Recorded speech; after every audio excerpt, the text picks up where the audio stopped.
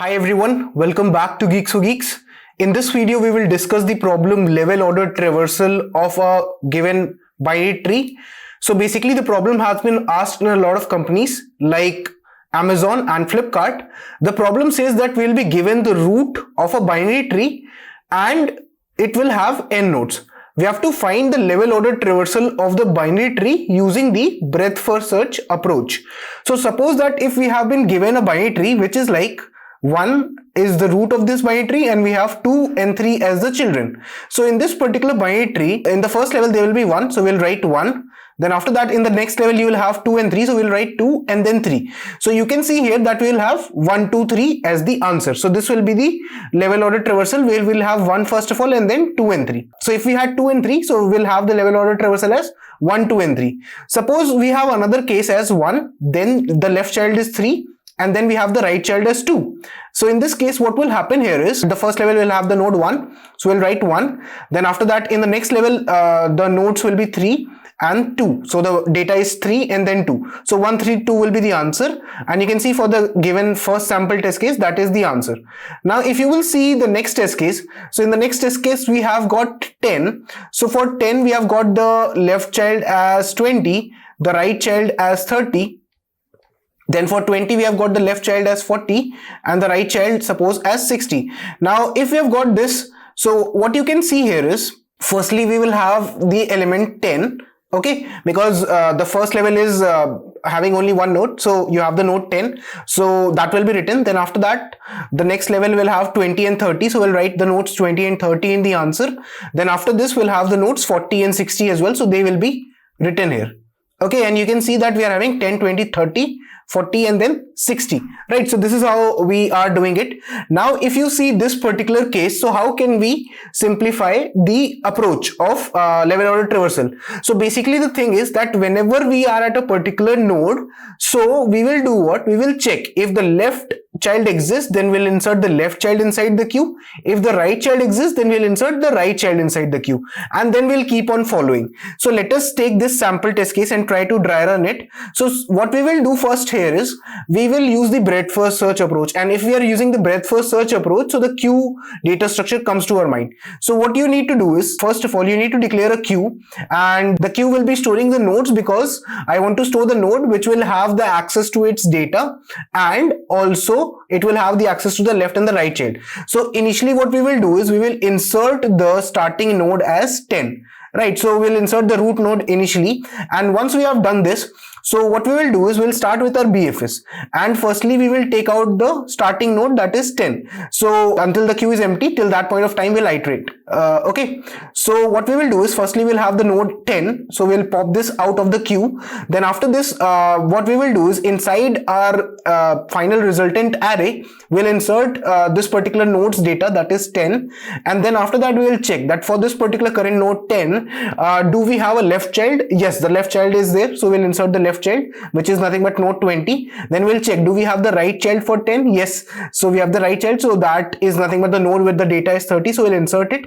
Then after this, what will happen is we will again iterate at the front of the queue, and at the front now we have got 20. So since we have got the node 20, so we'll do what? First of all, we'll insert the data inside our answer. Then after this, we'll pop this out, and then we will check that for the node 20, do we have a left child? Yes, so we'll insert it inside the queue.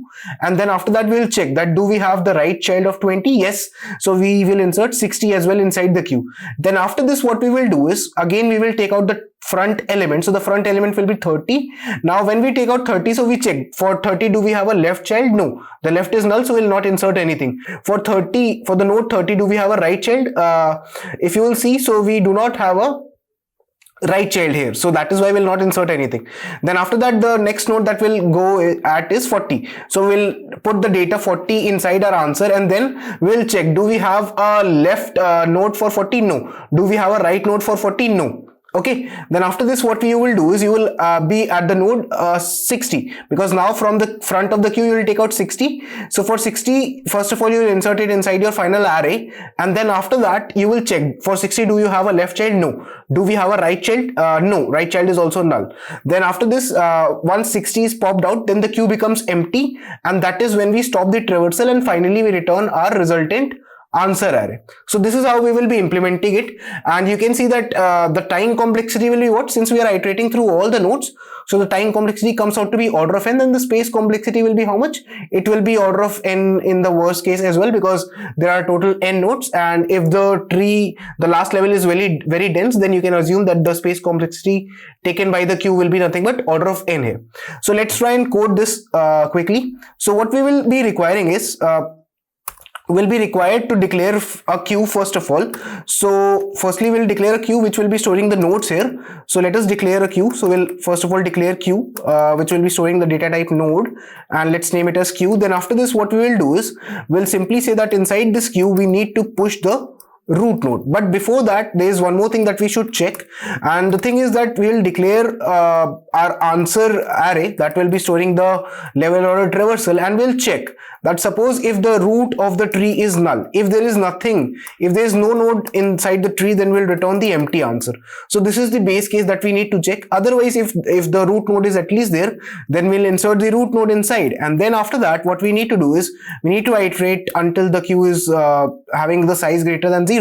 So while the queue dot size is greater than 0, then what we will do is we will take out the current node. So the current node will be what? It will be nothing but queue dot front. So from the front of the queue you will take out the node, and then we will pop it out. And after that, what we need to do is inside our answer we need to push the current data. So current nodes data we need to push. So we'll push current data, and then after this we will check that for the current node that we are at, if the current node's left is not equal to null, then what we will do here is we'll simply push inside the queue, we'll simply push the current left child. Okay, and similarly what we need to do is we need to check for the right, that if the current node's right child is not equal to null, then what we will do is inside the queue we are going to push the current right child. Okay, then after this is over, then we can simply return our answer that will be storing the level order traversal of the given binary tree. So now let's try and quickly compile it to check if it is working fine on the samples or not.